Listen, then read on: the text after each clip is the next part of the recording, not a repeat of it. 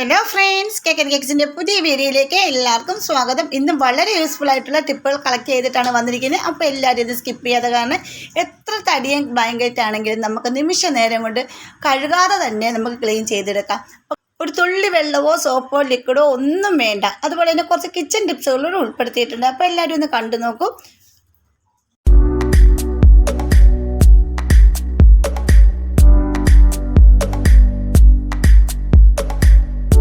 First ടിപ്പിലേക്ക് പോകാം. ഞാൻ ഇവിടെ ഒരു ഡപ്പ എടുത്ത് വെച്ചിട്ടുണ്ട്. അതിലേക്ക് ഞാൻ ഒരു രൂപയുടെ നമ്മുടെ ഷാമ്പു ആണ് ഒഴിച്ച് കൊടുക്കുന്നത്. ഇത് മാത്രം മതി കേട്ടോ. ഈ ഷാമ്പുവിൻ്റെ ഈ കവർ വരെ നമുക്ക് ഇങ്ങനെ ഉപയോഗിച്ചതിന് ശേഷം കവറുകൾ കളയുന്നുണ്ട്. ആ കവർ പോലും കഴുകിയെടുത്താൽ മതി കേട്ടോ.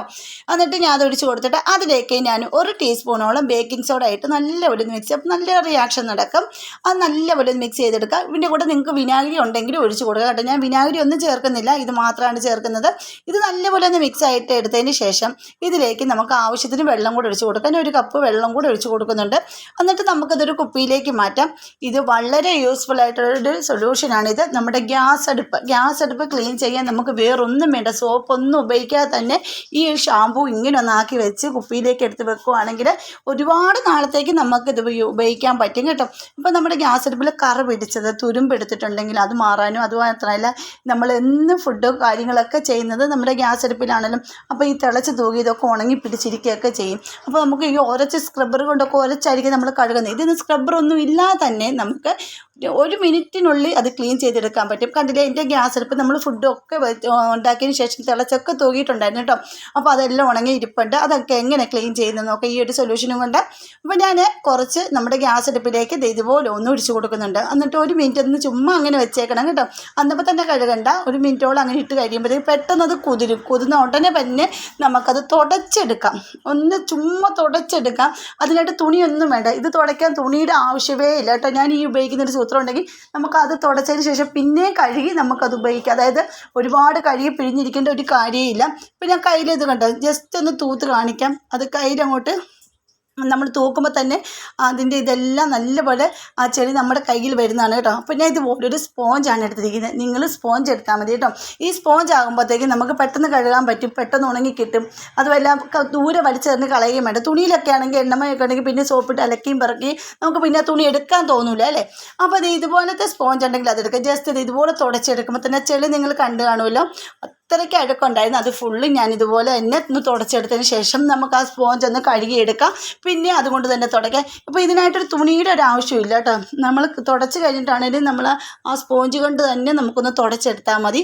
ഇപ്പോൾ ഇത് കണ്ടില്ലേ. അപ്പോൾ നമുക്ക് നമ്മുടെ കിച്ചൺ സ്ലാബും ഇതുകൊണ്ട് തന്നെ ആ ഒരു സൊല്യൂഷനും കൊണ്ട് ഒന്ന് ക്ലീൻ ചെയ്ത് ഞാൻ എടുക്കുന്നുണ്ട്. അത് ഞാൻ വീഡിയോ ഉൾപ്പെടുത്താനാണ് കേട്ടോ. അപ്പോൾ നല്ലപോലെ നമുക്ക് ഗ്യാസ് അടുപ്പും കിച്ചൺ സ്ലാബും എല്ലാം നല്ല റെഡിക്ക് ക്ലീനാക്കി ഇവിടെ എടുത്തിട്ടുണ്ട് കേട്ടോ. അപ്പോൾ നിങ്ങൾ ഇങ്ങനെ ഒരു സൊല്യൂഷൻ തയ്യാറാക്കി വെക്കുകയാണെങ്കിൽ നമുക്ക് കുറേ നാളത്തേക്ക് യൂസ് ചെയ്യാൻ പറ്റും. പിന്നെ നല്ലപോലെ എല്ലാം ഒന്ന് തുടച്ചെടുത്തിട്ടുണ്ട്. അതിന് ശേഷം ഞാൻ കാണിച്ചു തരാം.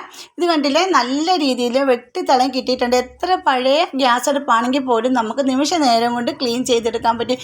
ഇതുകൊണ്ട് നമുക്ക് സിങ്ക്, അതുപോലെ വാഷ് ബേസിൻ, ബാത്റൂം വരെ നമുക്ക് നല്ലപോലെ കഴുകിയെടുക്കാൻ പറ്റും കേട്ടോ. അപ്പോൾ എല്ലാവരും ഒന്ന് ട്രൈ ചെയ്ത് നോക്കിയിട്ട് കമൻറ്റ് ചെയ്യണേ.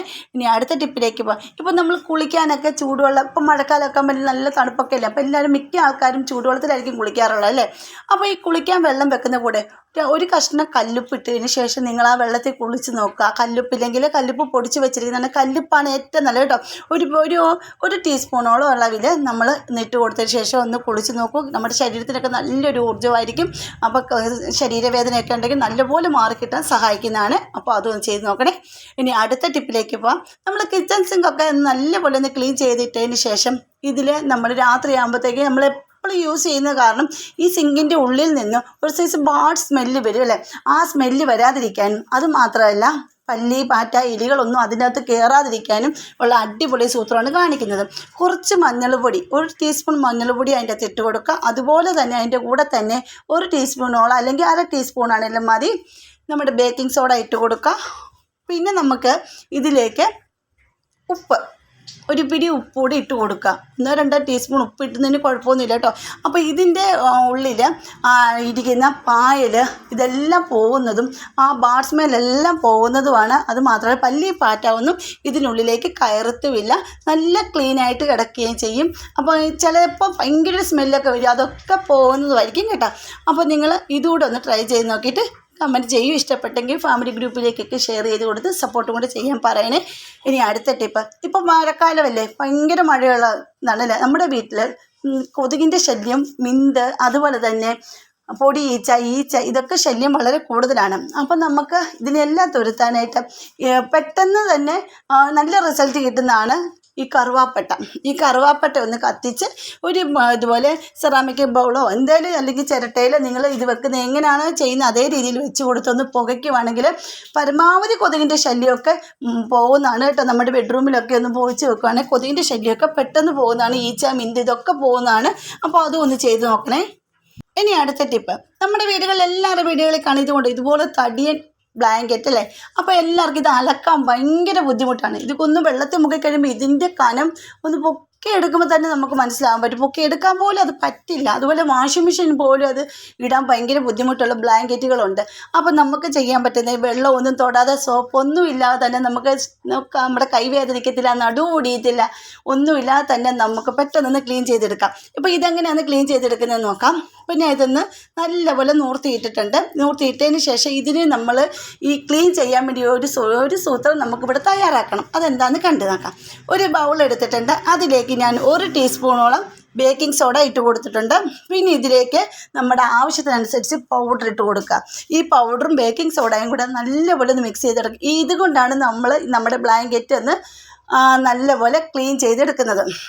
അപ്പോൾ ഏത് പൗഡറാണെങ്കിലും കുഴപ്പമില്ല കേട്ടോ. നമ്മൾ ഉപയോഗിക്കുന്ന യൂസ് ചെയ്യുന്ന ഏത് പൗഡറാണെങ്കിലും കുഴപ്പമില്ല. അപ്പോൾ ഈ ബേക്കിംഗ് സോഡ ബാഡ് സ്മെല്ല്, അഴുക്കിനെ എല്ലാം അബ്സോർബ് ചെയ്യും. അതുപോലെ തന്നെ പൗഡർ നല്ലൊരു സ്മെല്ല് നമ്മുടെ ബ്ലാങ്കറ്റിന് കിട്ടും. അപ്പോൾ അതിന് വേണ്ടിയിട്ടാണ് നമ്മളിങ്ങനെ യൂസ് ചെയ്യുന്നത്. അപ്പോൾ നമുക്ക് ഇത് അലക്കാതെ തന്നെ നല്ല ഫ്രഷ് ആയിട്ട്, നല്ല സൂപ്പറായിട്ട്, നല്ല ക്ലീനായിട്ട്, നല്ല മണമൊക്കെ ആയിട്ടിരിക്കും കേട്ടോ. അപ്പോൾ ഇത് നല്ലപോലെ ഒന്ന് മിക്സ് ചെയ്തെടുക്കണം. കട്ടയൊക്കെ ഉണ്ട്, കട്ടയൊക്കെ പൊടിച്ച് നല്ലപോലെ ഇതാക്കി എടുക്കണം കേട്ടോ. അതിന് ശേഷം നമുക്ക് ഇത് എങ്ങനെയാണ് യൂസ് ചെയ്യുന്നത് നോക്കാം. അപ്പോൾ നമ്മുടെ ബ്ലാങ്കറ്റ് നല്ലപോലെ നിവർത്തി വിരിച്ചിടുക. അപ്പോൾ തിരിച്ചും മറിച്ചും വേണം നമ്മൾ ചെയ്യാം. അപ്പോൾ ഞാനൊരു ഭാഗം മാത്രമേ കാണിക്കുന്നുള്ളൂ. തിരിച്ചും മറിച്ചും ഇട്ട് വേണം നിങ്ങൾ ഇത് ഈ പൊടി ഇട്ട് കൊടുക്കാം കേട്ടോ. അപ്പോൾ ഇതിലേക്ക് ഞാൻ ഓരോ ടീസ്പൂൺ വെച്ച് പൊടി ഇട്ട് കൊടുക്കുന്നുണ്ട്. നൂർത്തി വെച്ച ശേഷം ഇതുപോലെ പൊടി ഒന്ന് ഇട്ട് കൊടുക്കുന്നുണ്ട്. എന്നിട്ട് 2 മിനിറ്റ് അങ്ങനെ തന്നെ വെക്കുക. അതിനുശേഷം ഒരു തുണി കൊണ്ടോ അല്ലെങ്കിൽ ഒരു ബ്രഷ് ഇല്ലേ, നമ്മൾ ഈ ഷർട്ടിൻ്റെ കോളറൊക്കെ തേക്കുന്ന ബ്രഷ് കൊണ്ടോ ഒന്ന് ജസ്റ്റ് തൂത്ത് ഫുള്ള് അത് കളയണം കേട്ടോ.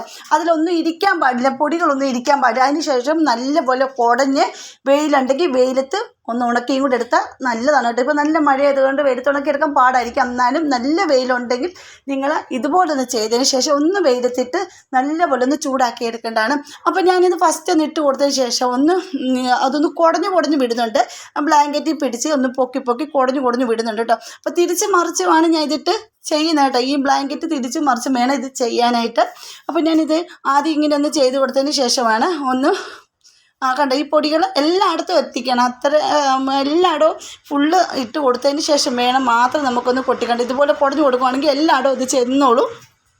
കണ്ടില്ലേ? അപ്പോൾ ഇങ്ങനെ കുടഞ്ഞു കൊടുത്താൽ മതി കേട്ടോ. അപ്പോൾ അതിന് ശേഷം തിരിച്ചിട്ടിട്ടുണ്ട്. പിന്നെയും ഞാൻ കുറച്ചുകൂടി ഇട്ട് കൊടുത്തിട്ടുണ്ട്. എന്നിട്ട് അതുപോലെ തന്നെ പിന്നെ നമ്മൾ ചെയ്ത് കൊടുത്താൽ മതി. ഈ ഒരു പൊടി കൊണ്ടാണ് ഇത്രയും ഞാൻ ചെയ്ത് കൊടുക്കുന്നത്. അതിന് ബ്രഷ് എന്തെങ്കിലും ഉണ്ടെങ്കിൽ അതുകൊണ്ട് തൂത്ത് വിടുക. അല്ല ഒരു തുണി കൊണ്ട്, ഞാൻ ഇപ്പോൾ ഒരു തുണിയാണ് എടുത്തിരിക്കുന്നത്. ഈ ഒരു തുണി കൊണ്ട് ഇതുപോലെ ഒന്ന് തൂത്ത് കൊടുക്കുക. ഇതുപോലെ ഒന്ന് അടിച്ചടിച്ച് തൂത്ത് കൊടുക്കുക. എന്നിട്ട് നമ്മൾ വെയിലത്ത് കൊണ്ട് വിരിച്ചിട്ട് എടുക്കുക. അപ്പോൾ ഞാൻ ഒന്ന് വെയിലത്തൊക്കെ എടുത്ത് ഉണക്കിയിട്ടിട്ട് കാണിച്ചു തരാം. നല്ല റിസൾട്ടാണ്. അപ്പോൾ ഇങ്ങനെ ഒത്തിരി കഷ്ടപ്പെടാതെ തന്നെ നമ്മുടെ കൈയൊന്നും വേദനിക്കാതെ തന്നെ വെള്ളത്തിൽ മുക്കുക പോലെ ചെയ്യാതെ തന്നെ നമുക്ക് നമ്മുടെ എത്ര ബ്ലാങ്കറ്റ് ഉണ്ട് അത്രയും ബ്ലാങ്കറ്റ് നമുക്ക് ഇവിടെ ക്ലീൻ ചെയ്തെടുക്കാൻ പറ്റുന്നതാണ് കേട്ടോ. അതിന് ശേഷം നമുക്കൊന്ന് മടക്കി, ഞാൻ ഇപ്പോൾ ഒന്ന് ഇട്ടിട്ട് ശേഷം മടക്കി എടുക്കുന്നുണ്ട്. ആ മടക്കി എടുത്തതിന് ശേഷം കാണിക്കുക കേട്ടോ. നല്ല വൃത്തിയായിട്ടുണ്ട് കേട്ടോ. അതിൻ്റെ പൗഡറിൻ്റെയും ബേക്കിംഗ് സോഡ ആ ഒരു പൗഡറിൻ്റെ സ്മെല്ലൊക്കെയാണ്. അപ്പോൾ ബേക്കിംഗ് സോഡയുടെ ഒരു ഇതുപോലെ നമ്മുടെ അതിൽ പിടിച്ചിരിക്കത്തുമില്ല കേട്ടോ.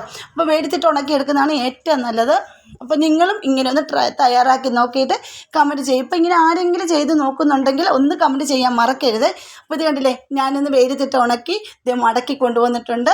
കണ്ടോ, നല്ല സൂപ്പറായിട്ട് തന്നെയാണ് എനിക്കത് കിട്ടിയത്. അപ്പോൾ നിങ്ങൾ ഒന്ന് ചെയ്ത് നോക്കണേ. അപ്പോൾ ഇന്നത്തെ ടിപ്പുകൾ എല്ലാവർക്കും ഇഷ്ടപ്പെട്ടെന്ന് വിചാരിക്കുന്നു. അപ്പോൾ ഇന്നത്തെ വീഡിയോ ഇത്രയേ ഉള്ളൂ. അടുത്ത വീഡിയോ അടിപൊളി ടിപ്പുകളുമായിട്ട് ഞാൻ വരുന്നതായിരിക്കും. അതുവരേക്കും ബൈ. അപ്പോൾ ഇന്നത്തെ ഇതിലേത് ടിപ്പാണ് നിങ്ങൾക്ക് ഇഷ്ടപ്പെട്ടതെന്ന് കമൻറ്റ് ചെയ്യാൻ മറക്കരുത്. അപ്പോൾ എല്ലാവരും ഇതുപോലെ ട്രൈ ചെയ്ത് കൂടെ നോക്കൂ കേട്ടോ.